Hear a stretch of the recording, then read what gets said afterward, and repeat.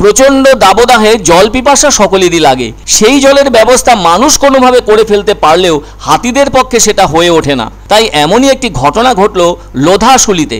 সত্যি সত্যি এত গরমের মধ্যে মাঝরাতে জলের তৃষ্ণা মেটাতে নাকা চেকিং পয়েন্টে একরকম যেন একাই অভিযান চালালো রামলাল নামের একটি দাঁতাল। আর ওই নাকা চেকিং পয়েন্টে সে সময় কর্তব্যরত অবস্থায় ছিল ঝাড়গ্রামের স্ট্যাটিক সার্ভাইলেন্স টিম ও পুলিশ কর্মীরা। ওই সময়ই সকলের পরিচিত রামলাল নামের হাতিটি তাদের নাকা চেকিং পয়েন্টে ঢুকে পড়ে। ব্যাস, হাতিটিকে ওইভাবে মধ্যরাতে দেখতে পেয়ে যারা কাজের দায়িত্বে ছিলেন তাদের যেন জীবন হাতে করে পালাই পালাই অবস্থা।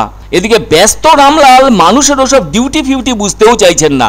তার তখন অত বড় শরীরে গরমে জল তেষ্টা পেয়েছে, সেজন্য তার জল দরকার। তাই খোলা জায়গার জল খুঁজছে হাতিটি।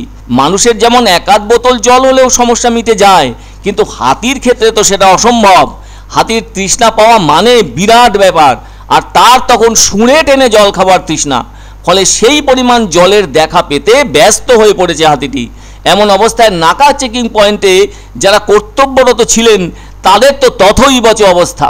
কিন্তু অত রাতে ডিউটি ছেড়ে কোথায় যাবেন সেটা বুঝে উঠতেও পারছিলেন না তারা। এদিকে রামলাল করছে জলের খোঁজ। ফলে বুধবার মাঝরাতে ঝাড়গ্রাম লোধাশুলি বাস রাস্তার মাঝে শালবনী এলাকার পেট্রোল পাম্পের কাছে নাকা চেকিং পয়েন্টে যখন ঝাড়গ্রামের স্ট্যাটিক সার্ভাইলেন্স টিম ও পুলিশ কর্মীরা তাদের ডিউটি করছিলেন, তখনই পিপাসার্থ ওই হাতিটি চলে আসে তাদের কাছে। আর ওখানে এসেই দাপিয়ে বেড়ায় হাতিটি, কেননা তার অত বড় শরীরে তৃষ্ণার জল দরকার। কাছাকাছি কোনো জলের জায়গা নেই। প্রচণ্ড তাপের কারণে কাছাকাছি জলের জায়গার জল সব শুকিয়ে গিয়েছে। এদিকে এত রাতে ওইভাবে ডিউটির জায়গায় হাতি চলে আসায় তারাও উদ্বিগ্ন হয়ে ওঠেন। কি করবেন বুঝে উঠতে পারছেন না তারা।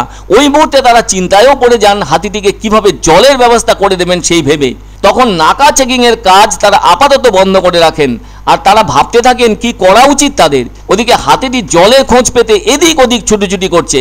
তাছাড়া রাত তো অনেক হয়েছে, সেজন্য তারাও যথেষ্ট চিন্তিত হয়ে পড়েন। কিন্তু স্থানীয় পেট্রোল পাম্পের ভেতরে প্রবেশ করে এদিক ওদিক ছুটে বেড়াতে থাকে সেই রামলাল নামের হাতিটি। তবে হ্যাঁ, শেষটায় সত্যিই এখানে জলের সন্ধান মেলে, আর সেই জল খেয়ে সোজা জঙ্গলের দিকে আপন খেয়ালে চলে যায় হাতিটি, যার ফলে স্বস্তির নিঃশ্বাস ফেলে ডিউটিতে ব্যস্ত হন তারা। কিন্তু একটা জিনিস লক্ষ্য করে তারা সবাই অবাক না হয়ে পারেননি, সেটা হলো হাতিটির অদ্ভুত আচরণ। এই যে অত রাতে আচমকা তাদের কাজের মাঝখানে হাতিটির ওইভাবে মশমশ করে ঢুকে পড়া, তাতে তারা সকলে যে যার মতো করে দূরে দূরে সরে গিয়েছিলেন বটে, কিন্তু এই যে এতটা সময় ধরে হাতিটি তাদের ওখানে তার খেয়াল খুশিতে ঘুরে বেড়ালো, তাতে তারা মনে মনে ভয় পেলেও একসময় তো ভেবেও ছিলেন কিছু যদি হয়ে যায়, যদি হঠাৎ করে তেড়ে আসে তাহলে কি করবেন। আর তার ওই এলোমেলো সুরের নাচানাচি করে চঞ্চল হয়ে দাপিয়ে বেড়ানো প্রত্যক্ষ করে বুকের ভেতরটা যেন দুরু দুরু করে উঠেছিল তাদের বলে জানান তারা। তবে সত্যি কথা বলতে রামলাল নামের দাঁতালটি কিছু করলেও তাদের করতে পারত, কিন্তু একবারের জন্য কোনো ধরনের খারাপ আচরণ তাদের সাথে করেনি। আর কোনো রকম ক্ষতি না করে তেষ্টা মিটিয়ে দাঁতালটি জঙ্গলের অভিমুখে যাত্রা করে। এমন অভিজ্ঞতা মনে রাখবেন চিরদিন বলে জানান তারা।